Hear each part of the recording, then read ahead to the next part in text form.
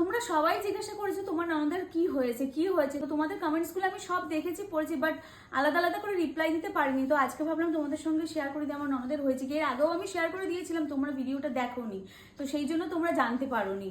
তো আমার ননদের কি হয়েছিল বলো তো, মানে 3 বছর ধরে আমার ননদের কানে ইনফেকশন হচ্ছিল। 3 বছর ধরে কানে ইনফেকশন হচ্ছিল। সেই এই দিকের কানটা, মানে ডান দিকের কানটা পুঁজ হচ্ছিল, জল জমছিল। তো এমনি নর্মালি যেমন ইএনটি ডক্টর দেখানো হয়, সেই ইএনটি ডক্টর দেখানো হচ্ছিল, সেরে যাচ্ছিল। তো এই বছরে কি হয়েছে, ডক্টর দেখিয়েও আর সারেনি, মানে কানের পুঁজ কিছুতেই বন্ধ হচ্ছে না।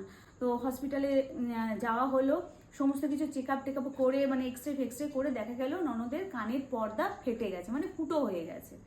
তো ডক্টর অনেক চেষ্টা করেছিলেন মেডিসিনের দ্বারা যদি কিছু করা যায়, কিন্তু উনি তারপরে লাস্ট মানে ডিসিশন হলো অপারেশন ছাড়া হবে না। আর এই অপারেশনটা যদি না করা হয় তাহলে কি হবে, ভবিষ্যতে ওই কানে তো পুঁজ হবেই, যন্ত্রণা তো হবেই, মানে ফটাং ফটাং করে ফাটে, আওয়াজ হয়, মানে দিদি সহ্য করতে পারে না, এত যন্ত্রণা হয়। আর অপারেশনটা একটু রিস্ক ছিল, বাট ভালোভাবে হয়ে গেছে সমস্ত কিছু। কারণ ওই অপারেশনটা করতে গেলে একটা ভয় ছিল, মুখ বেঁকে যাওয়ার ভয়, প্যারালাইজড হয়ে যাওয়ার ভয় থাকে, তারপরে কোমায়, মানে অপারেশন থিয়েটারে কোমায় চলে যাওয়ার ভয় থাকে, যেহেতু সব নার্ভের কানেকশন না, সেই জন্য। আর আমার ননদের এইটা হয়েছে কেন জানো, নিজের হাতে নিজের সর্বনাশ ডেকে নিয়ে এসেছে। ওই যে কান খোঁচানো অভ্যাস ছিল, সবসময় কান খোঁচাতো, খোঁচাতে খোঁচাতে মানে কোন সময় কানের ভেতরে গিয়ে লেগেছে আঘাত, পর্দা ফেটে গেছে। খবরদার, তোমরা যদি কেউ কান খুঁচিয়ে থাকো তাদের সাবধান করে দিচ্ছি, এটা কিন্তু একটা বড় কষ্ট আর বড় জ্বালা বলতে পারো। ঠিক আছে, এই কান এখান থেকে আর তারপর সেটাকে উল্টে আবার নতুন করে কানের পর্দা বসানো চারটিখানিক কথা নয়, জীবনের রিস্কও রয়েছে আর কষ্ট তো সেটা আলাদা করে। ঠিক আছে, একদম কেউ কান খুঁচিও না, খবরদার। অপারেশন ঠিকঠাক হয়েছে।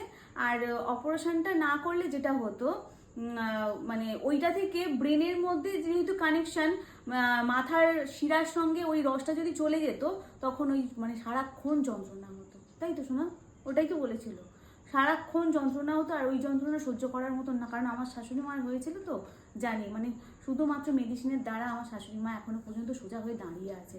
আর এই ভোগান্তিটা আমাদের একবার হয়ে গেছে। আর আমি জানি না কেন আমাদের বংশে সবার কানের প্রবলেম, আমার শাশুড়ি মার কানের প্রবলেম, শাশুড়ি মার সব বোনেদের কানের প্রবলেম, আর আমার ননদেরও হয়েছে। যাই হোক, আমি এই বংশের নেই, আমার মনে হয় হবে না কানের প্রবলেম, আমি বেঁচে গেছি।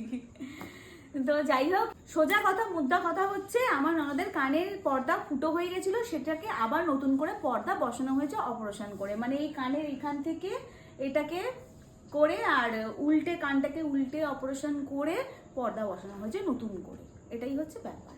তো অপারেশন হয়েছে, 9 দিন পরে সেলাই কাটবে, সেলাই কেটে যদি ভালো থাকে, ননদ সুস্থ থাকে, ছেড়ে দেবে।